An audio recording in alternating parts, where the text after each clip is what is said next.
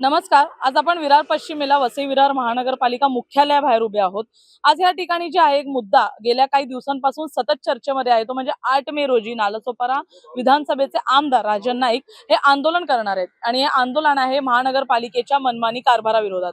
गेल्या काही वर्षांमध्ये महानगरपालिका निवडणुका झाल्या नाही तर महानगरपालिकेचा संपूर्ण कारभार हा सरकारच्या हाती आहे. तर आता विरोधकांनी यावर प्रश्नचिन्ह उपस्थित करायला सुरुवात केली आहे की ज्यांची राज्यात सरकार आहे, ज्यांची केंद्रात सरकार आहे, इतकंच नाही तर पालघर, वसई, बोईसर, नालासोपारा यामध्ये देखील भाजपा महायुतीचीच सरकार आहे. मग या ठिकाणी आमदारांना आंदोलन करायची काय गरज आहे? आंदोलन नेमकं कशासाठी चाललंय यासाठी विरोधकांनी जी आहे ती चक्क आमदारांची पोलखोल केली आंदोलनाबाबत की आंदोलन हे जनसामान्यांच्या प्रश्नासाठी नाहीये तर हे आंदोलन आहे कंत्राटदारांसाठी आणि जे ठेकेदार माफिया आहेत त्यांच्यासाठी.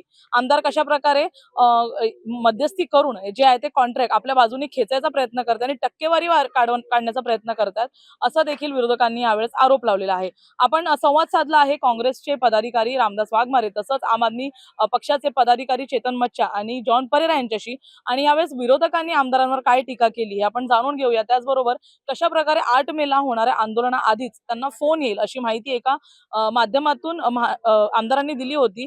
त्या व्हिडिओमध्ये जसे ते म्हणाले त्यावर देखील एक स्टेटमेंट जे आहे ते आता विरोधकांनी पास केलेलं आहे.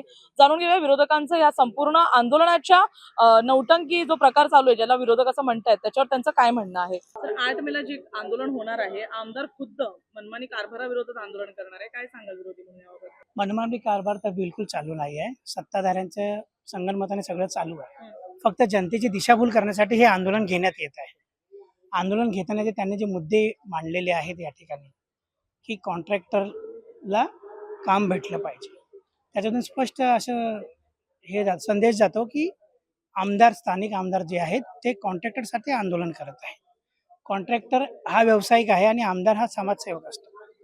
तर व्यवसाय करणाऱ्या लोकांनी व्यवसाय करावा आणि समाजसेवा करणाऱ्या लोकांनी समाजसेवा करावी. तसं न करता जर आमदार त्यांच्या ह्या मुद्द्यासाठी आंदोलन करत असतील तर आमचे सरळ सरळ आरोप आहे की हे आंदोलन केवळ आणि केवळ कॉन्ट्रॅक्टदाराकडून टक्केवारी मिळवण्यासाठी केलं जात आहे आणि आंदोलनाची फक्त नौटंकी आहे. सत्तेमध्ये तुम्ही बसलेले आहात, जनतेचे प्रश्न सोडून दिलेले आहेत. या ठिकाणी स्मशानभूमीचा मुद्दा 2014 पासून पेंडिंग आहे. त्या मुद्द्यासाठी तुम्ही तुमच्या तोंडातून एक शब्दही निघत नाही. सर्वसामान्य जनतेचा फेरीवाला हा एक मुद्दा आहे. फेरीवाल्याने पूर्ण फुटपाथ खाऊन टाकलेला आहे, त्यासाठी तुमच्या तोंडून एक शब्द निघत नाही.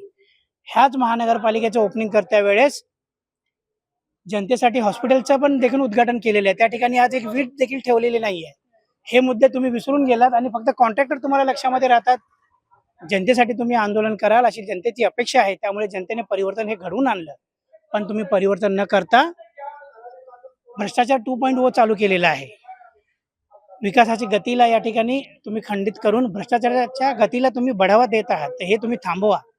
सर्वसामान्य जनतेने तुम्हाला खूप अपेक्षेने निवडून दिलेले आहेत. तुम्ही ऐन प्रकारे निवडून आलेले आहात. कशा प्रकारे निवडून आले हे तुम्हाला देखील माहिती आहे. एक सत्ता बदलाच्या प्रवाहामध्ये लॉटरी सिस्टममुळे तुम्ही जिंकून आलेले आहात. हा देखील आमचा आरोपच आहे.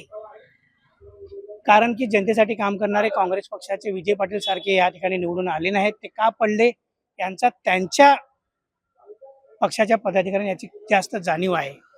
तर त्यामुळे लॉटरी सिस्टम मधून निवडून आलेल्या लोकांना जी संधी भेटली आहे ना ती जनतेसाठी त्या संधीचा वापर करावा अशी आमची अपेक्षा आणि मागणी देखील आहे. परंतु तुम्ही सर्वसामान्य जनतेला वाऱ्यावर सोडून टक्केवारीसाठी जर आंदोलन करत असाल ना तर विरोधी पक्ष म्हणून आम्ही तुमचा विरोध नक्कीच करू. सर 8 मे रोजी जे आहेत आमदार राजन नाईक आंदोलन करणार आहेत मनमानी कारभाराविरोधात. तर काय सांगाल एक विरोधी म्हणून काय भूमिका आहे? हा एक मोठा विनोद आहे.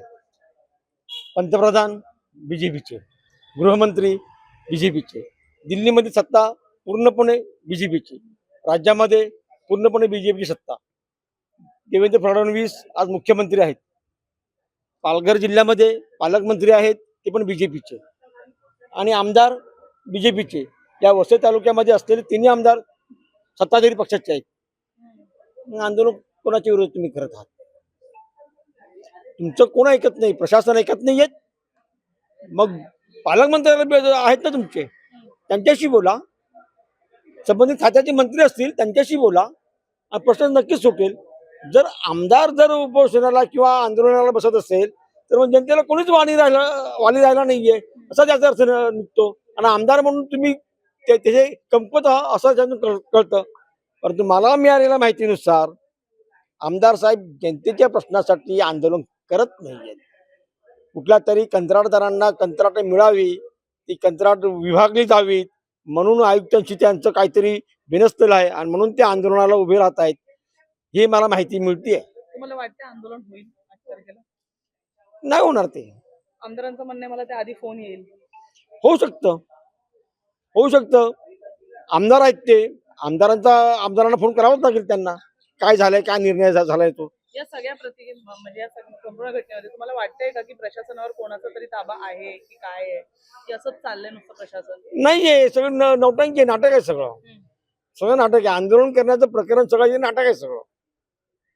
त्याच्यात काय संबंध त्या ठिकाणी? सर्वकूळ सत्ता एका ती माणसाकडे असणार, एका पक्षाकडे असल्यानंतर मग इथे दबावचा प्रश्न येतो कुठे? इथे वसई तालुक्यामध्ये कितीतरी समस्या आहेत. पाण्याचे प्रश्न म्हणा, रस्त्याचे प्रश्न म्हणा, गटाराचे प्रश्न म्हणा, एवढेच वेगवेगळे प्रश्न आहेत.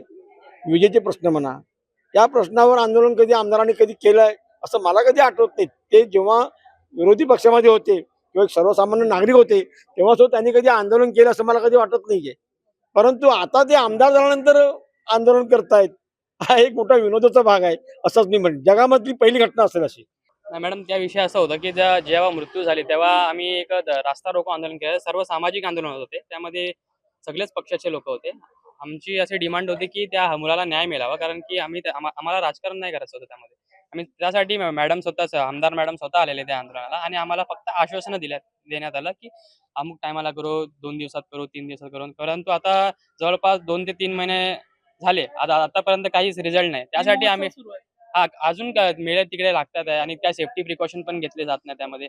आणि अजून किती जीव घेणार आहे नगरपालिका आणि ते सत्ताधारी मिळून, असा आमचा प्रश्न होता. त्यासाठी आम्ही सर्वपक्षीय इंडिया आघाडीची बैठक झाली.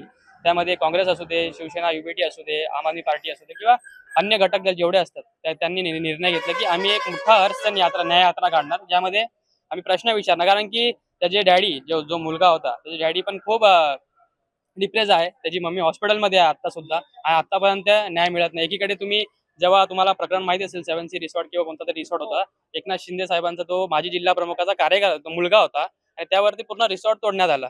मग हरसाठी काय न्याय आहे त्यामध्ये? म्हणजे तू कोणी मंत्रीचा मुलगा असेल तेव्हाच त्यांना न्याय भेटणार आहे का? किंवा सर्वसामान्यांना न्याय आणि वेगळा आणि मंत्र्यांना न्याय वेगळा असा आहे का विषय? तर आम्हाला ते सहन होणार नाही आणि त्यासाठी आम्ही निश्चित केलेलं आहे. आतापर्यंत आम्ही सामाजिक होतो, परंतु आता राजकारणात आम्ही राजनीती करणार. जे होईल ते होऊन जाऊ दे, कारण की आम्हाला न्याय कशाही पद्धतीने त्याला मिळवून द्यायचा. आम्ही त्यांना शब्द दिलेला आहे आणि ते आम्ही पूर्ण करणारच. पण सत्ता असताना सततचे आंदोलन काय गरज आहे याची असं तुम्हाला जसं की जॉन साहेबांनी सांगितलं ना की विनोद म्हणून तुम्हाला सांगतो, आंदोलन करण्याचा जे भाग असतं ते विरोधी पक्षात असतं. आमचे पण कामं तेच करणार असेल तर आम्ही काय करायचं मग? ते एक प्रश्न उभा राहतो. मग आमचं काम पण तेच करणार आणि पक्षात त्यांचा सत्ताधारी पक्षाचं पण तेच करणार.